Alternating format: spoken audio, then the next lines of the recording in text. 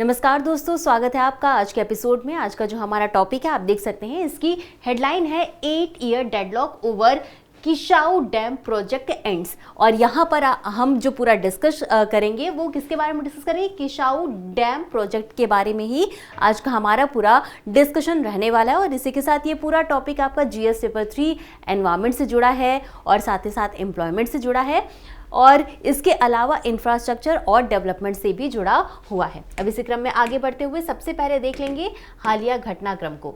तो चर्चा में इसलिए बना है ये पूरा टॉपिक क्योंकि केंद्रीय गृह मंत्री अमित शाह की अध्यक्षता में एक बैठक हुई। अब इस बैठक में किसाऊ बहुउद्देशीय बांध परियोजना जो है इस पर सहमति जताई गई, यानी कि अब इसके निर्माण कार्य को आगे बढ़ाया जाएगा। और इसी के साथ ये 6 राज्यों से संबंधित है ये परियोजना।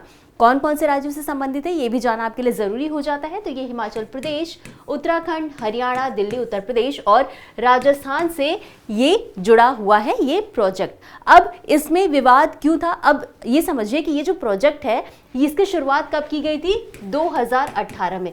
अब इसमें लगभग 8 साल होने वाले हैं और अब इस पर सहमति जताई गई है। तो विवाद का कारण था जिसकी वजह से इस पर रोक लगाई गई थी। और विवाद का कारण क्या था, वो ये था कि बिजली घटक की लागत साझा करने, जो 6 राज्यों उनमें साझा करने को लेकर ही विवाद का विषय बना हुआ था। अब इसी के साथ हमने आपको बताया कि जो परियोजना है उसके निर्माण का मार्ग प्रशस्त हो गया है और इस तरीके से कुल जो अनुमानित लागत है वो कितनी है, लगभग 15,000 करोड़ रुपए। इसमें ये बात याद रखिएगा कि अब इस पर सहमति जताई गई और इसमें यह कहा गया जितने भी राज्य हैं जिसको इस परियोजना का लाभ मिलेगा उनके द्वारा इस ये जो निर्माण की लागत है उसमें वित्तीय साझा किया जाएगा। अब इसी क्रम में आगे बढ़ते हुए समझते हैं इस पूरी परियोजना के बारे में जिसका नाम है किसाऊ बहुउद्देशीय बांध परियोजना।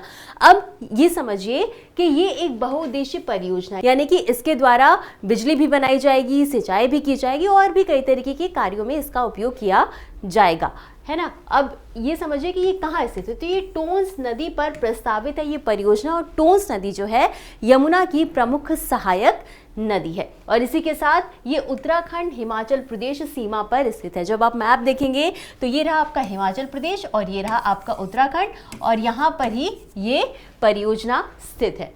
और इसी के साथ डाक पत्थर के उत्तर में स्थित है। तो आप ये याद रखिएगा कि ये जो परियोजना है वो किन क्षेत्रों से संबंधित है। और जैसा कि हमने आपको बताया कि पर्यावरण और वन मंत्रालय के द्वारा 2018 में इसकी शुरुआत की गई थी। अब इससे जुड़ी कुछ और तकनीकी विशेषताओं को भी समझ लेते हैं। तो यहाँ पर एक 236 मीटर ऊंचा कंक्रीट ग्रेविटी बांध होगा और जिसकी लागत जो है वो 11,500 करोड़ रुपए है।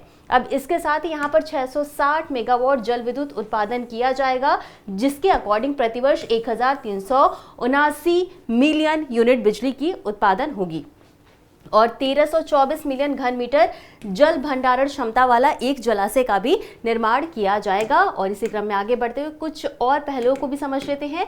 तो अब हम समझते हैं कि इस परियोजना के प्रमुख लाभ कौन कौन से हैं। तो सबसे पहले हम बात करेंगे जल सुरक्षा की। तो ये जो परियोजना है वो दिल्ली, हरियाणा और राजस्थान को जल की आपूर्ति कराएगी और साथ ही साथ इससे 517 मिलियन घन मीटर वार्षिक जल भी उपलब्ध होगा।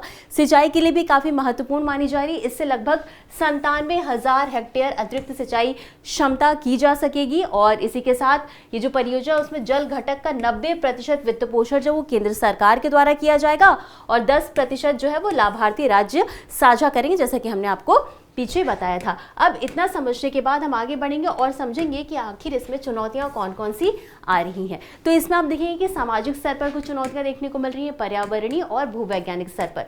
तो सबसे पहले हम बात करेंगे सामाजिक चुनौती की। तो इसमें जो सबसे मेन समस्या है वो विस्थापन और पुनर्वास की, यानी कि जिस एरिया में ये प्रोजेक्ट है वहाँ आसपास जो लोग रह रहे हैं उनको विस्थापित होना पड़ेगा, उनका पुनर्वास करना पड़ेगा। और साथ ही साथ पर्यावरणीय की बात करेंगे तो जिस एरिया में ये बनाया जाएगा परियोजना वहाँ पर भारी मात्रा में पेड़ों की कटाई होगी जिससे कि वन क्षेत्र पर प्रभाव पड़ेगा और साथ ही साथ वहाँ के जो जीव जंतु हैं, वहाँ के जो जैव विविधता है वो भी इससे प्रभावित होगी। भूवैज्ञानिक की बात करें तो ये पूरा जो परियोजना वो हिमालयी क्षेत्र में है और यहाँ पर जो है भूकंप और भूस्खलन का भी जोखिम देखने को मिल सकता है। और यही था आज का हमारा पूरा डिस्कशन। इसी क्रम में आगे बढ़ते हुए इससे संबंधित एक अभ्यास प्रश्न को भी देख लेते हैं। तो प्रश्न है, निम्नलिखित कथनों पर विचार कीजिए। आपके पास 3 कथन है। पहला है किसाऊ बहुउद्देशीय बांध परियोजना टोंस नदी पर प्रस्तावित है, और दूसरा कथन है परियोजना से 660 मेगावाट जल विद्युत उत्पादन होगा, और तीसरा कथन है परियोजना के लाभार्थी राज्यों में केवल हिमाचल प्रदेश और उत्तराखंड शामिल है।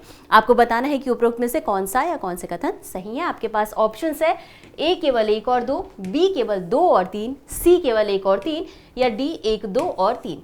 और इस प्रश्न का उत्तर आपको हमेशा की तरह कमेंट बॉक्स में देना है। तो आज के लिए बस इतना ही। मिलते हैं अगले एपिसोड में इसी तरह कुछ अहम और ज़रूरी खबरों के साथ। तब तक के लिए धन्यवाद।